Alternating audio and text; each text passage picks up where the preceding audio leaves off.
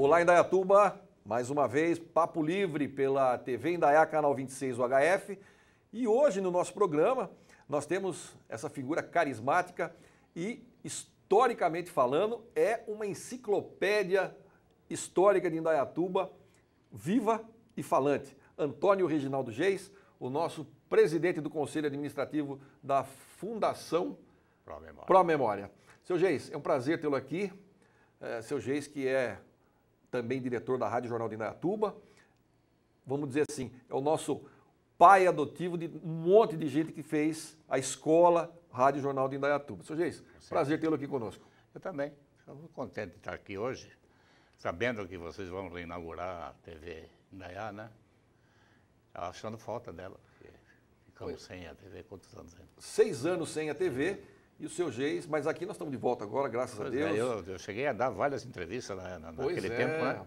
Seu Geis veio num programa que eu fazia aqui anteriormente, muitas vezes, porque, como eu disse, é uma enciclopédia viva da história de Indaiatuba, e ele tem um programa memorável que fizeram parte desse programa. O seu Geis, o seu Nilson e a dona Silvia Salazar. Os saudosos, né? Porque todos eles já foram. Assim, ela veio contar para nós um monte de coisa interessantíssima. Ela tinha, inclusive, documentos da doação para a campanha Ouro por São Paulo. Ouro para o bem de São Paulo. Que é em função da Revolução de 32. Foi uma campanha feita em 32, né? É muito legal, muitas histórias. Seu Geis, a Fundação Pro Memória, 20 anos de fundação. Queria que o senhor falasse um pouquinho dessa história. Como é que começou? Como foi gestada essa fundação? Eu não sei, eu costumo dizer o seguinte, a Fundação Pro Memória nasceu de uma teimosia, certo? Porque a gente fazia parte de uma comissão nomeada pelo prefeito da época para auxiliar as atividades do casarão, né, que tinha sido reformado, aquela coisa toda. Foi em 85, se eu não me engano. Mais ou menos, por aí. A reforma foi em 85. 85, E eu comecei a participar dessa... Fui nomeado para essa comissão, né? Eu, o Nilson e o Pena. E mais alguns. Eu vou falar dos três, depois vou explicar por quê. Eu, o Nilson e o Pena começamos a participar e a gente ia em umas reuniões lá e eu percebia que a coisa não caminhava. Tá? Ele dava sugestões e tal, o Nilson principalmente, eu tinha uma visão também sobre Indaiatuba fantástica, embora eu não fosse daqui, né? E a coisa não caminhava. Um dia eu falei para o Nilson e para o Pena, eu não venho mais aqui. Por quê? Porque não adianta. O que ele veio fazer aqui? Perder tempo? Não? Eu não venho mais. Para mim está encerrado. O Nilson falou, Geis, vamos fazer uma coisa? Vamos visitar o Arquivo Público de Rio Claro amanhã. Eu acho que vai ter uma abertura. Não deu outra. No dia seguinte, ou 2 dias depois, nós estávamos no Arquivo Público de Rio Claro, que era uma referência na época, porque eles tinham o arquivo do Plínio Salgado lá, tinham umas coisas importantes arquivadas lá no Arquivo Público de Rio Claro. Fomos muito bem recebidos pela diretora, ela nos deu até algumas orientações de como fazer aqui, que aí nasceu a ideia de fazer uma fundação aqui. Aliás, não era nem fundação, ela que sugeriu, faça uma fundação, que fica mais fácil para gerir. Né? E foi o que aconteceu. Levamos a proposta para o prefeito, claro. José Carlos Tonin, e ele encampou a ideia, ele gostou demais do projeto, certo? Só que ele estava em fim de mandato. Entendi. Em 87, né? Acho que foi em novembro, foi para a Câmara, foi aprovado, mas ficou parado. Em 88 teve a eleição. Mudou a administração. Veio o Clem Ferrari, ficou por 4 anos, se não estou me enganando. Foi 4 anos. E a coisa não caminhou. Ficou 4 anos na gaveta. Ficou lá. Né? Em banho-maria. Quando o Flávio Tonin... O Flávio voltou, assumiu logo no seguinte. Ele foi eleito, nós voltamos à carga com o Flávio. E o Flávio encampou de novo. Mas aí houve uma mudança, porque a Constituição de 88 alterou algumas coisas. Ela devia ter sido uma entidade de caráter privado. A Pro Memória. Isso, e nós íamos ter subvenção. Certo. Da prefeitura. Quando mudou a coisa, nós passamos a ter caráter público, Tá. ligado à prefeitura. Então nós passamos a ter verba. É diferente. Tá. Né? Consignado em orçamento, tudo bem. E é isso que sustenta a fundação. Né? O que é a fundação, para quem não conhece, para quem não entende, ou pelo menos nós sabemos que muita gente está chegando em Indaiatuba e está se ambientando, né? Isso é muito comum, as pessoas se inteirarem do que é a Fundação Pro Memória. Eu queria que o senhor desse uma palhinha para que as pessoas entendam o que faz a Fundação Pro Memória. À primeira vista, quando o leigo, né, ele pensa que nós estamos colecionando papel velho. Essa é a primeira ideia que vem na cabeça. Isso é papel velho que eles estão guardando lá, né? Não é. Nós guardamos documento, entendeu? Porque nós recebemos o material, vou dizer assim, bruto da prefeitura, da Câmara, dos órgãos públicos.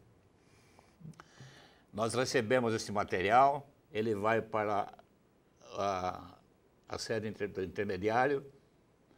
Lá nós fazemos a separação Uma do triagem. que é documento que não é. Tá. Certo? Então, aquilo que é descartável, a gente tem uma comissão que aprova, vamos dizer assim, a incineração. Tá. Tem que ser passado por... E geralmente, aliás, obrigatoriamente, toda vez que a comissão se reúne, tem que ter um membro daquela secretaria ou daquele órgão Acompanhando. presente, para evitar que aconteça alguma coisa assim. É por isso que há uma redução do volume de papel, que não é muito grande essa redução, não, porque a maioria é documento mesmo, que estão sendo conservados. Para você ter uma ideia, nós temos documento lá, temos livro de atos, tudo de quase 200 anos. Está tudo lá, arquivado. Qual é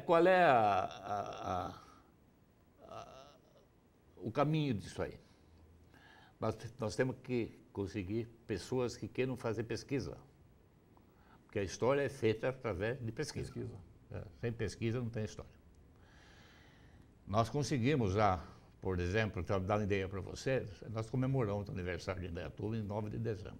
Certo. Na verdade, não é a fundação de Indaiatuba. É um momento da história quando Indaiatuba foi elevada A condição de freguesia. à condição de freguesia. Nesse momento, nós passamos a ter 3 vereadores da Câmara de Itu, criou-se a paróquia da Candelária nesse dia, né?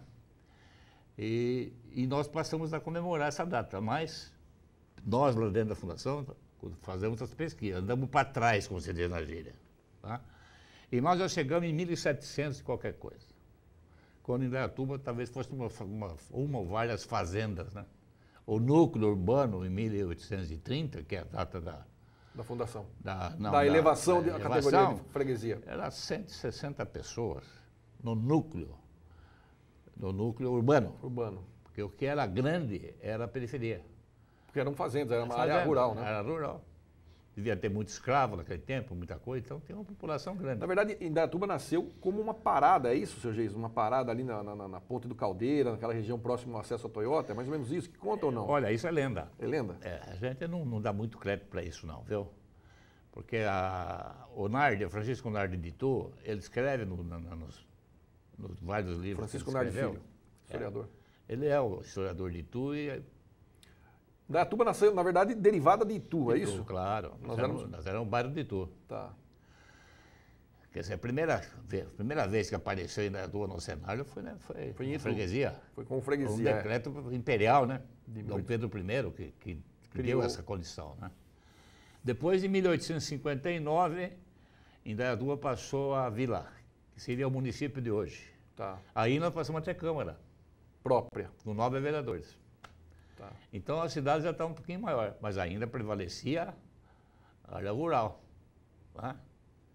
Isso foi essa diferença de população entre urbana e rural até o após-guerra. Aí começou a mudar.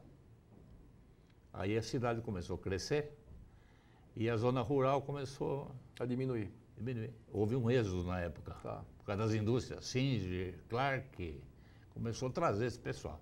Vendia sítio, comprava casa na cidade e ia trabalhar na Singer. Tá. Esse é o caminho, né? Então aí começou a cidade a crescer. Foi no final da década de 40, 50. 50. 50 começou a crescer. Mais ou menos. E eu me lembro até que na época eu entrevistei o senhor Rafael Fantelli, que contou como é que a fábrica veio parar aqui. Isso. que também foi um marco. 48. 48, né? Foi um marco da cidade. A primeira indústria que chegou aqui no pós-guerra foi o cotonifício em Indaiatuba. O CISA. Antiga CISA, né? CISA, a primeira indústria.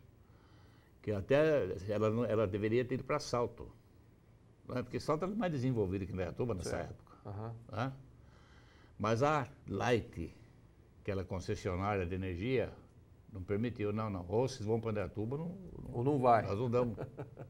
Aí eles vieram para cá. Interessante. E esse desenvolvimento industrial também, ele toma um volume, ele se acelera na década de 70, seja isso. Por aí. Por aí, né? A década de 80 eu sei que foi o divisor de águas. Para mim é. Que é onde, com a instalação do Distrito Industrial do Domingos de Homem, houve um progresso, houve um crescimento na parte industrial. Sistemático da parte industrial. Indústrias importantes para cá, como a MAN, por exemplo, veio nessa época, né? A Lever, que era a GC Lever na época, agora é Unilever. Veio nessa época. Por quê? Porque também por causa da estrada, né? Tá. Nós passamos a contar com uma via de acesso. Uma estrada fantástica. Que foi o tempo do Quercia. O Quercia rasgou o estado de São Paulo com rodovias de qualidade. Tudo isso foi contribuição. E a criação do distrito, eu acho que foi de suma importância. Porque regulamentou a chegada das empresas aqui, porque as empresas se instalavam em qualquer lugar. Né? Então o Distrito Industrial localizou as indústrias, deu as condições de infraestrutura necessárias para que eles pudessem se instalar, aí começou a chegar. Né? Uma vez eu conversei com o Carlos Olímpio Pires da Cunha, é um advogado muito conhecido na cidade, e o Carlos Olímpio fez parte vereador. Foi vereador, inclusive. O Carlos Olímpio fez parte do primeiro código de edificações, o primeiro plano diretor de Indaiatuba, que foi feito, se não me engano, em 68. 67, mais 67, né? Por aí.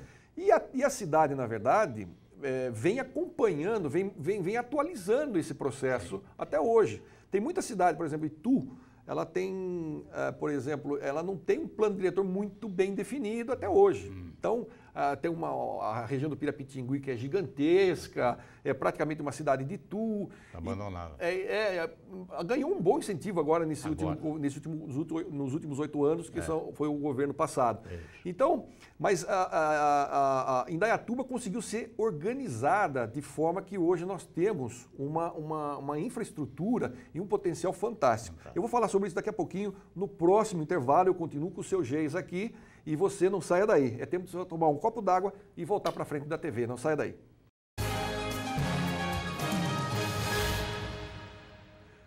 TV Indaiá, canal 26, o HF. Você sintoniza agora o Papo Livre. Eu estou tendo um papo mais do que livre aqui com Antônio Reginaldo Geis. Ele que é presidente do Conselho Administrativo da Fundação Pro Memória, que comemorou agora recentemente 20 anos. E também diretor da Rádio Jornal de Indaiatuba. O seu Geis, uma enciclopédia viva da história de Indaiatuba, e nós falávamos no primeiro bloco justamente sobre o desenvolvimento de Indaiatuba, como Indaiatuba tomou um impulso na sua industrialização na década de 80, a partir da década de 80, que foi um grande divisor de águas, com a criação do Distrito Industrial Domingos de Homem e o estabelecimento de normas, regras para a implantação de novas empresas e para que as empresas que se instalavam em toda a cidade, né, seu jeito, praticamente todo lugar tinha uma fábrica de alguma coisa, migrassem. Misturava bairro residencial com empresa, indústria, e migrassem depois definitivamente para o distrito industrial. E, obviamente, a legislação foi acompanhando, outros distritos vieram, e hoje nós temos um gigantesco parque industrial naquela região sudoeste da cidade. Tanto é verdade que a revista Veja, agora no mês de fevereiro, colocou Indaiatuba entre as 10 cidades mais promissoras para a geração de mão de obra no Brasil. Né? Então, isso é fantástico. Estou caçando essa edição, eu não vi ainda. É fantástico, fantástico. Então, Indaiatuba hoje é a cidade que ocupa o lugar, segundo a Firjan, a melhor qualidade de vida e está entre as 8 melhores do país também em relação a emprego. Eu acho que Indaiatuba é uma cidade invejável para se viver, para se trabalhar, não, seu Geis? Eu fico numa situação difícil para falar de Indaiatuba, porque eu sou nascido aqui, né? Mas passa a ser suspeito, né? Mas eu acredito... quando eu era jovem, eu fui inspetor de banco. Eu conheci mais de 100 cidades do interior de São Paulo. Ou de passagem, ou por estada. Estar lá. E olha, já naquele tempo, eu não via cidade melhor que Indaiatuba. Tinha boas cidades naquele tempo, mas tem uma série de coisas aqui em Indaiatuba que outra cidade não tem. O clima, por exemplo, o clima da nossa cidade é fantástico, né? Então, esse fato de ser uma cidade plana, né, limpa, Organizada, então tem tudo, né? Hoje eu não sei todas as cidades que eu falo para você, como é que estão. Mas eu acho que não tem nenhuma que possa ser. Tem uma cidade que é muito comentada, Araras. Araras. Mas há muitos anos já, ela consegue se manter no topo de termos de qualidade de vida, né? Araras. Na verdade, e de fato ela merece. Na verdade, quem vai para Araras, conhece Indaiatuba e Araras, acha que elas são muito parecidas. São parecidas, né, são planas. São planas. Ruas largas, tudo dividido, quadradinha, tá bonitinha. Cidade bonita, eu gostei muito de Araras, trabalhei lá. Mas Indaiatuba tem um queira, não sei se é porque eu sou daqui, mas é diferente. A cidade de Indaiatuba, na verdade, ela propiciou, ela é uma cidade diferente de outras, e ela propiciou que condições para que quem chegasse aqui fosse tratado como daqui. E isso, na verdade, gera na cidade. Eu mesmo não sou daqui. Eu vim de Itu, eu sou indaiatuano. Eu nasci lá, mas passei mais parte da minha vida aqui do que lá. Tenho 2 filhas aqui, aquela coisa toda. Então, eu sou daqui. Então, as pessoas me perguntam, não, eu sou de Indaiatuba, né? Embora tenha nascido em Itu, minha família toda é de lá. E Itu e Indaiatuba tem muito a ver, porque como o senhor mesmo já contou, Indaiatuba nasceu de Itu, a comarca. Até acho que na década de 80 a comarca era lá, não era, seu jeito? Não, até 60. Até 60? 63 veio para cá. Foi criada, e em 65 foi instalada. Ah, tá. Então tem 50 anos que é a comarca aqui, então, mas é um tempo relativamente novo, não é? E uma coisa... Indaiatuba demorou para ser comarca. Para ser comarca, exatamente. Disso, o progresso aqui começou depois disso, nos anos 60, que eu acho que foi o que alavancou, né? 60, eu sei porque eu trabalhei na campanha da comarca. Eu presidi a comissão, em nome do Rotary. Tá. E nós tínhamos receio que não fosse aprovado, porque a cidade não tinha condições, assim, população. Em 60, Indaiatuba tinha 19 mil habitantes, pra você ter uma ideia. Né? 70 tinha 31 mil habitantes. Em 80 já tinha 56 mil habitantes. E hoje... Hoje passou de 250.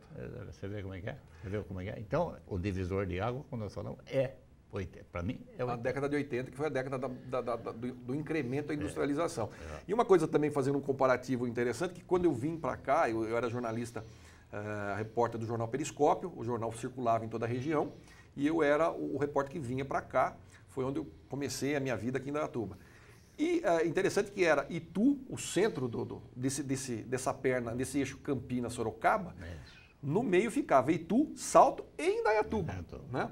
A maior centralização industrial era Salto, né, seu Geis? Salto tinha era uma das maiores empresas, municípios que arrecadavam ICMS, uma das maiores arrecadadoras de ICMS. Né? E Itu ficava em segundo lugar e Indaiatuba terceiro lugar lá embaixo. Olha hoje a discrepância que existe. Né? Enquanto nós temos uma área rural... Já superamos tudo. Superou, engoliu o Salto e Itu. Todos os municípios da região Por quê? Porque houve esse avanço, né, na cidade. Desenvolvimento que a gente até fica assim, preocupado, né? Parece que não vamos conseguir dominar isso. Dar conta disso, né? Mas consegue. Consegue. Eu acho que é uma coisa muito interessante. Nós temos a Toyota, foi uma grande expectativa para a vinda da Toyota aqui.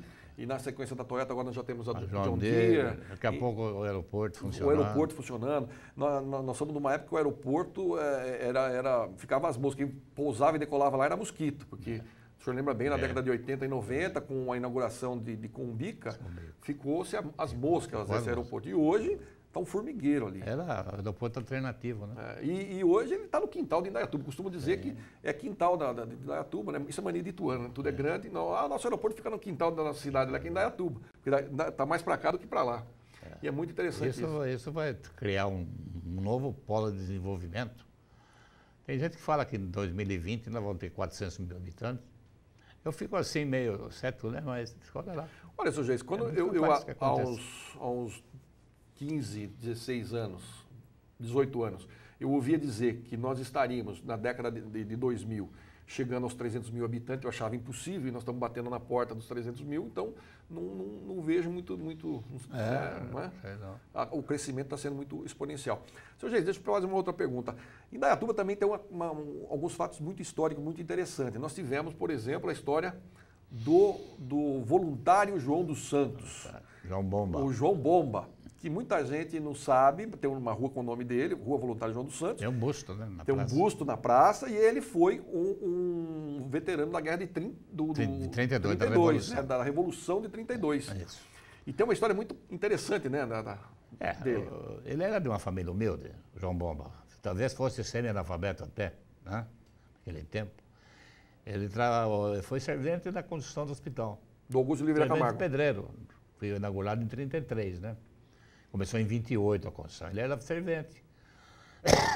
Aí houve a campanha aí para recrutar soldados. Recrutar soldado, ele foi. Talvez com a ideia de ganhar uns caraminguá a mais, né? Foi.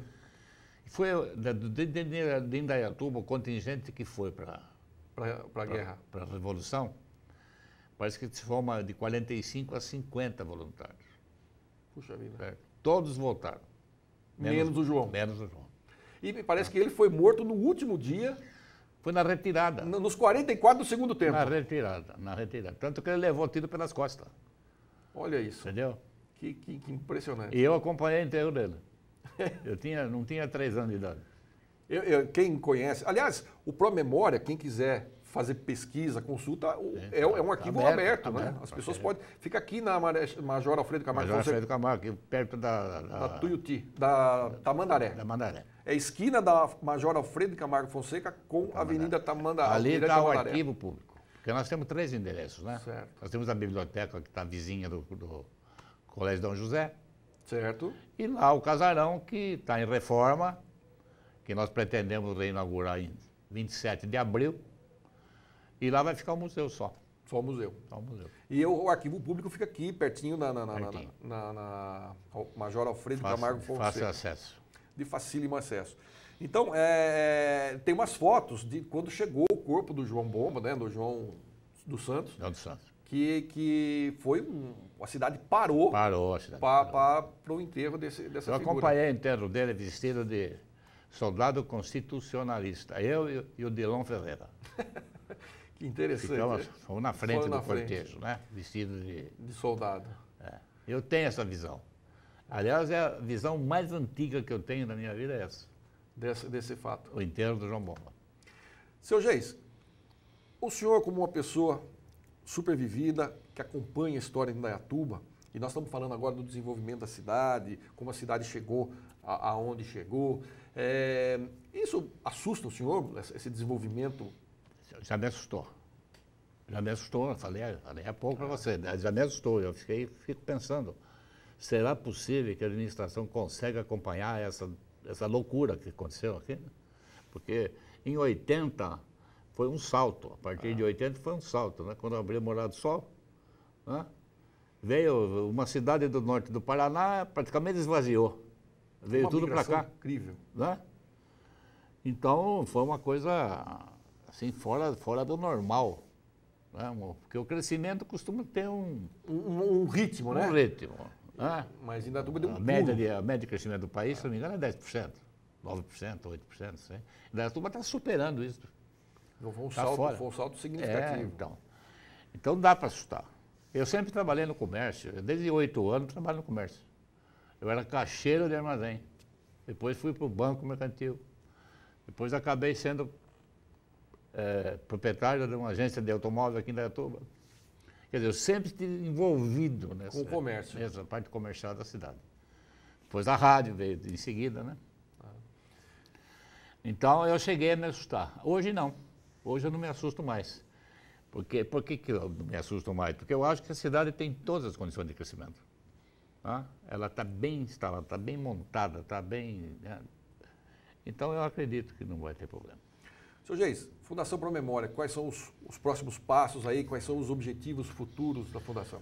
Bom, nosso papel é arquivar papel, né? Mas aí nós estamos trabalhando para colocar o arquivo online.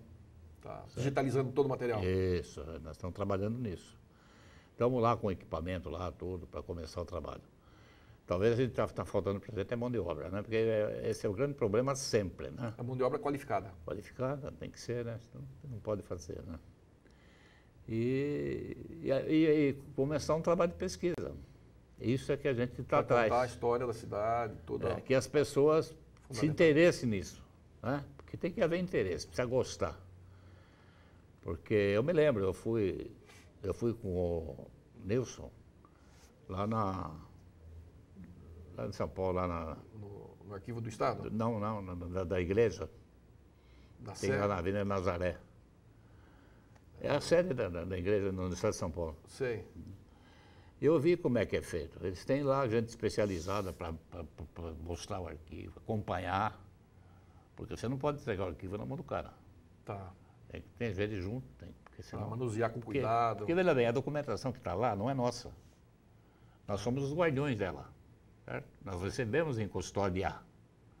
Então, amanhã ou depois, o proprietário daquele papel vai pedir conta. Nós temos que dar.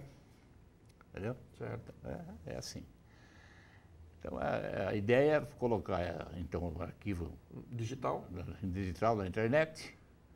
Seria, talvez, o grande passo que nós poderíamos dar. Para essa próxima fase. E começar um trabalho de pesquisa mesmo através de pessoas interessadas. Né? Bom, o papo está ótimo, mas nosso horário está chegando no final. Eu quero agradecer demais a presença do senhor Reis. É sempre um prazer conversar com o senhor, ficar atualizado sobre a história da nossa cidade. E espero contar com a sua visita, com a sua participação no nosso programa em outras oportunidades. Com certeza. Estamos aí. Agradeço o convite, né? Quero desejar um bom dia ou boa noite para o ouvinte. Aí pode ser bom dia, boa tarde, boa noite, porque aí a programação pode ser alternada e o programa pode ser exibido em qualquer horário. Então que seja um bom dia, então, para os telespectadores da nova TV de Indaiatuba, né? TV Indaiá, TV Indaiá, que você recebe no seu canal UHF 26. Obrigado pela sua companhia, obrigado pelo carinho da sua audiência. Eu volto no próximo programa. Até lá, fique com Deus. Muita paz.